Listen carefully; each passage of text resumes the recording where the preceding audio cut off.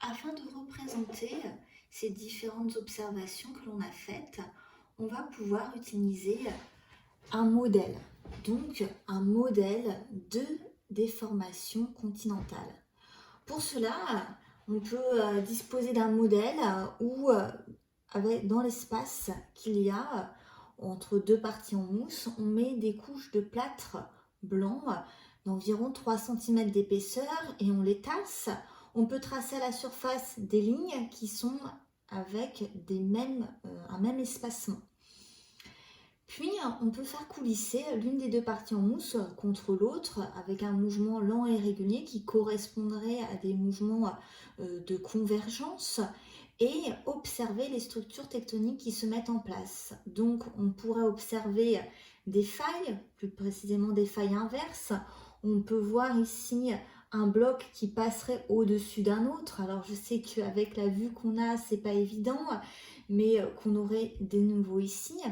Un chevauchement où on aurait un bloc qui passe par-dessus un autre, comme ici, ou alors ici, nappe de charriage avec vraiment un déplacement sur une grande distance par-dessus une partie qui est chevauchée.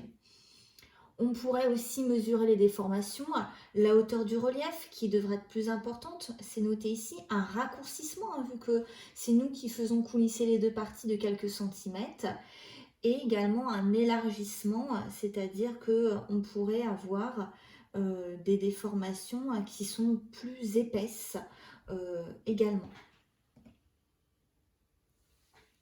Alors, pour l'instant, on a étudié nos reliefs, mais que se passe-t-il en profondeur? Alors, pour le savoir, on peut provoquer des explosions, des vibrations mécaniques de surface. En fait, ce sont des camions vibreurs qui vont recréer des séismes. Les géologues déclenchent des ondes sismiques qui se propagent en profondeur.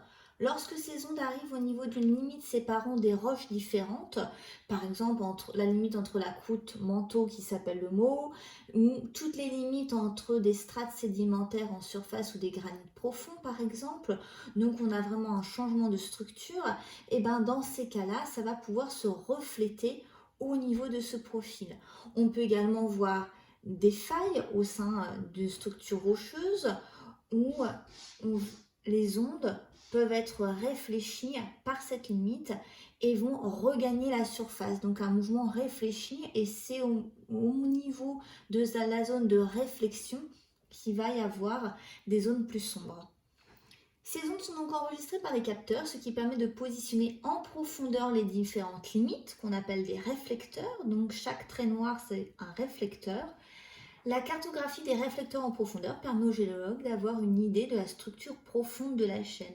C'est ce qu'on appelle un profil écorce, étude des croûtes continentales et océaniques par réflexion et réfraction sismique. Donc là, c'est réalisé au niveau des Alpes.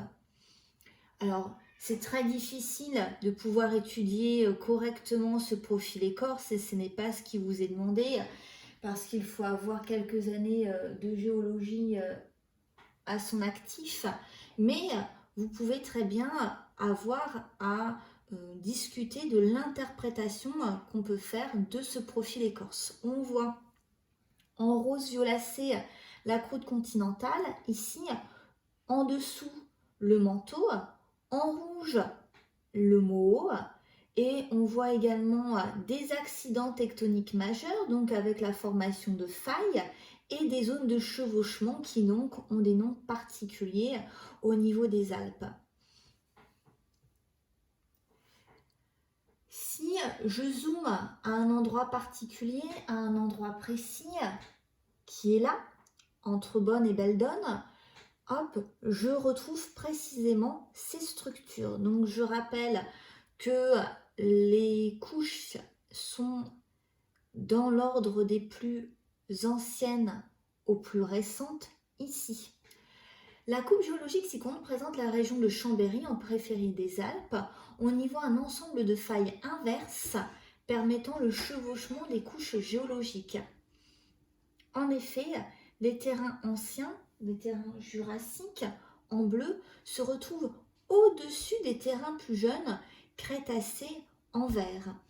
Donc, on a ces terrains qui sont bleus ici, qui se retrouvent au-dessus de terrains crétacés en vert ici. Un empilement de roches sédimentaires s'est donc produit de l'est vers l'ouest suite à la compression alpine.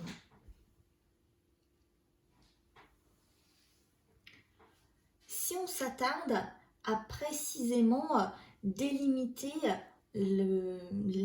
la jonction entre la croûte et le manteau, on peut faire un travail sur Google Earth avec un logiciel spécifique et donc un fichier qui traite par exemple ici des Pyrénées.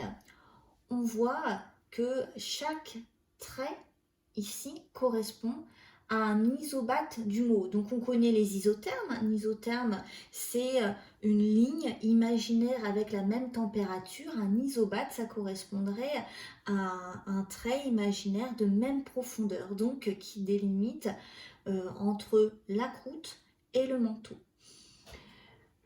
On voit ici la chaîne pyrénéenne, donc qui va entre à peu près 135 mètres et plus de 2800 mètres.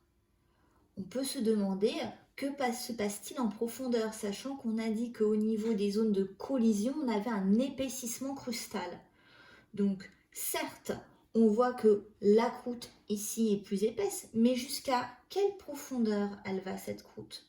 Alors, pour cela, il est possible de faire un travail où, au niveau de chaque ligne jaune, je vais avoir tracé un trait vertical, comme si c'était un trait à l'aplomb du relief qui est noté ici. Je mesure ici la distance maximale, j'ai à peu près 8 cm. Donc mes 8 cm, je regarde à quoi ça pourrait correspondre en nombre de kilomètres. Mon nombre de kilomètres maximum, c'est-à-dire la profondeur maximum du mot sous les Pyrénées est de 46 km. Alors pour pouvoir ne pas descendre, montrer jusqu'en bas, j'entreprends de me dire que 8 cm est égal à 50 km. Donc par exemple ici pour 46 km, je fais un produit en croix, 8 fois 46 divisé par 50 et ma profondeur du mot que je dessine sur ma feuille est de 7,4 cm. Hop, d'où le trait qui est noté là. Je fais la même chose au niveau de chaque trait jaune et vous voyez ici que je commence à dessiner la délimitation du mot sous les Pyrénées. Plus joliment, où j'ai donc tracé la délimitation en jaune, au-dessus de ce trait, j'ai la croûte continentale qui, je le rappelle, est essentiellement composée de granit, voire du gneiss, qui fait normalement une trentaine de kilomètres d'épaisseur, comme on peut le voir ici vers Toulouse, ou de ce côté-là en Espagne. Et ben, au niveau des Pyrénées, on voit que le mot est beaucoup plus profond, autour de 46 km, ce qui est représenté ici. Donc en dessous, on a du manteau, et plus spécifiquement du manteau supérieur lithosphérique. Rappelons-nous que nous avons déjà étudié auparavant la chaîne himalayenne, et on peut avoir une racine crustale, c'est-à-dire un épaississement de la croûte en profondeur sous des reliefs jusqu'à à peu près 70 km, donc au niveau de la chaîne himalayenne. On en arrive au bilan de la séance où ce schéma représente les différents éléments que vous avez à savoir. Nous avons ici la sténosphère en vert clair, le manteau supérieur lithosphérique en vert foncé. Nous avons la croûte ici dans deux couleurs différentes. Une couleur qui correspond à la croûte profonde et une couleur qui correspond à plutôt une croûte superficielle. Le mot est représenté ici, hop, et continue de l'autre côté.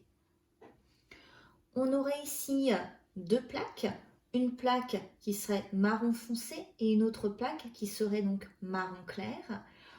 On peut, au vu des différentes structures qui sont ici, on dirait qu'elles plongent, imaginer que cette plaque-là avait à ce niveau auparavant de la lithosphère océanique qui est entrée en subduction. Et donc, à ce niveau, on va avoir différents éléments qui vont nous indiquer que nous nous situons au niveau d'une zone de collision. Avec des failles inverses, ici, où je le rappelle, au niveau d'une faille inverse, on a un bloc qui passe par-dessus un autre et c'est le rejet qui est au-dessus de l'autre bloc. On peut avoir des zones de chevauchement ici, avec des morceaux de terrain qui vont passer par-dessus d'autres terrains. Des plis, c'est-à-dire des déformations plutôt plastiques, plutôt meubles, comme on pourrait avoir au niveau de la sténosphère. Des écailles crustales, c'est-à-dire un petit peu en éventail, on va avoir différentes délimitations entre ces écailles. Et enfin, notez ici une nappe de charriage, c'est-à-dire qu'on va avoir des éléments de terrain qui sont normalement des terrains éloignés qui se retrouvent sur des terrains qui sont situés à ce niveau. Donc un déplacement de terrain sur une grande distance. On a également un épaississement crustal à ce niveau qui sera à réétudier en terminale. L'ensemble de la croûte continentale est donc plus épaisse, mais elle a également rétréci. Le bilan, on voit que l'affrontement de deux lithosphères de même densité, donc de deux lithosphères continentales, conduit à un épaississement crustal, c'est-à-dire un épaississement de la croûte, qui résulte d'une part d'un raccourcissement par des mouvements de convergence et également un empilement de matériaux lithosphériques, donc ces fameuses écailles qu'on a vues précédemment. Ces phénomènes sont attestés par un ensemble de structures tectoniques déformant les roches. C'est-à-dire que si au niveau d'une zone, je retrouve des plis, failles, chevauchements et nappes de charriage, je sais que je suis au niveau d'une zone de collision. Alors, il ne faut pas forcément retrouver l'ensemble de ces indices, mais si je retrouve un certain nombre d'indices, je peux savoir que je suis dans une zone de collision. Alors, qu'est-ce que j'ai réellement à retenir pour moi dans mon cours? Il faut que je sache définir et représenter plis, failles, chevauchements, nappes de charriage. Donc, ce qui correspond plus précisément à cette diapo qui a été présentée ici et le schéma bilan présenté ici également. Nous arrêtons cette vidéo pour le moment et je vous retrouve pour une dernière vidéo où je vais présenter les exercices et également leur correction.